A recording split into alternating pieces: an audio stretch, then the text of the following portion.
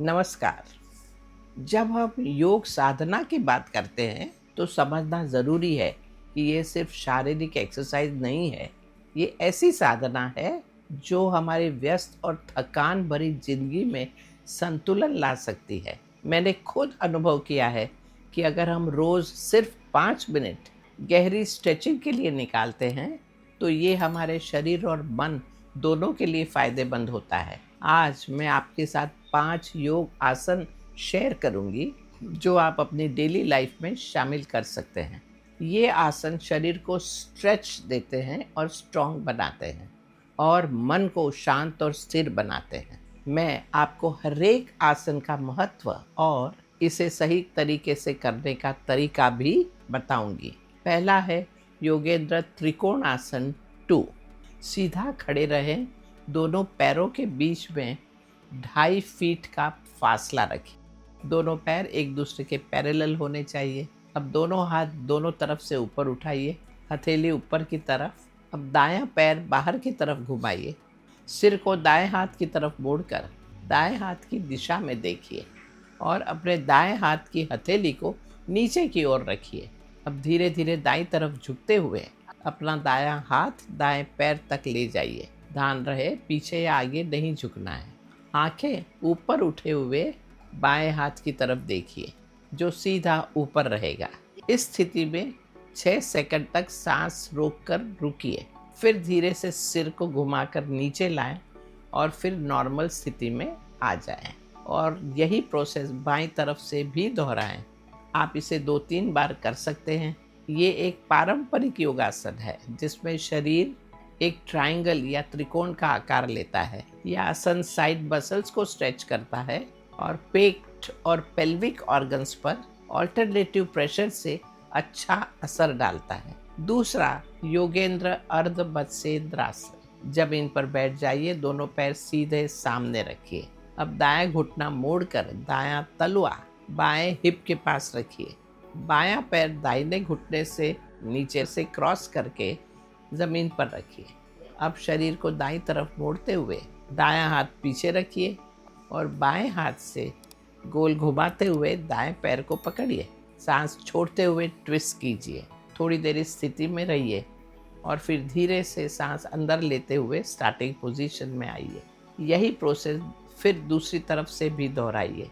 ये आसन का नाम महर्षि मत्स्येंद्र नाथ के ऊपर रखा गया है। ये स्पाइन की ट्विस्ट के माध्यम से पॉस्चर को सुधारता है, एब्डोमिनल मसल्स को टोन करता है और शोल्डर, नेक, हिप जॉइंट को फ्लेक्सिबल बनाता है।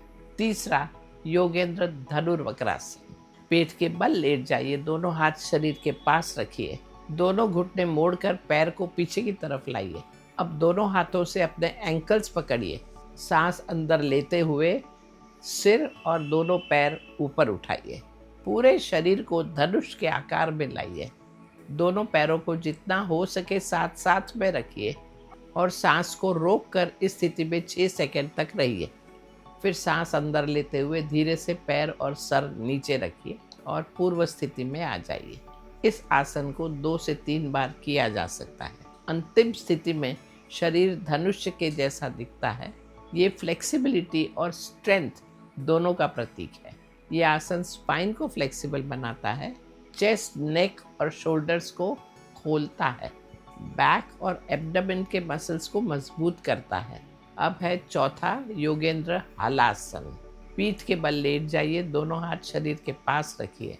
दोनों पैरों को साथ में सीधे रखिए। सांस लेते हुए दोनों पैरों को ऊपर उठाइए ताकि वो शरीर के साथ 90 डिग्री एंगल बना लें। सांस छोड़ते हुए दोनों पैरों को धीरे धीरे सिर के ऊपर ले जाइए जब तक पैरों के अंगूठे ज़मीन को ना छू लें। अगर ज़रूरत हो तो हाथों से कमर को सपोर्ट दे सकते हैं। जब पैर ज़मीन को छू लें, हाथों को वापस नीचे लाइए या दोनों हाथ जोड़ लीजिए।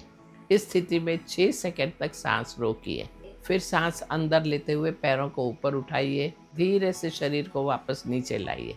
इस आसन को 1 से 2 बार करना पर्याप्त है। ये आसन हल जैसा दिखता है। ये स्पाइन को पूरी तरह स्ट्रेच करता है, पेट की मसल्स को टोन करता है, एब्डोमिनल ऑर्गन्स को स्टिमुलेट करता है इससे कब्ज, मोटापा, सेक्सुअल वीकनेस, मेंस्ट्रुअल प्रॉब्लम्स और स्पाइनल रिजिडिटी, इनमें भी काफ़ी लाभ रहता है। पांचवा है योगेंद्र पर्यंक आसन। अब वज्रासन में बैठिए, पैरों को थोड़ा सा अलग रखिए लेकिन घुटने साथ रखिए, पैर की बीच बनी स्पेस में बैठ जाइए। अब सांस अंदर लेते हुए धीरे धीरे हाथ के सपोर्ट से पीछे झुकते जाइए। पहले एल्बोज और फोर आर्म का सहारा लीजिए और फिर पूरी तरह पीठ के बल लेट जाइए। दोनों हाथों की उंगलियां इंटरलेस करके पेट के ऊपर रखिए। नॉर्मल और रिदमिक ब्रीदिंग के साथ इस स्थिति में रहिए। 2 मिनट से ज़्यादा ना रहिए।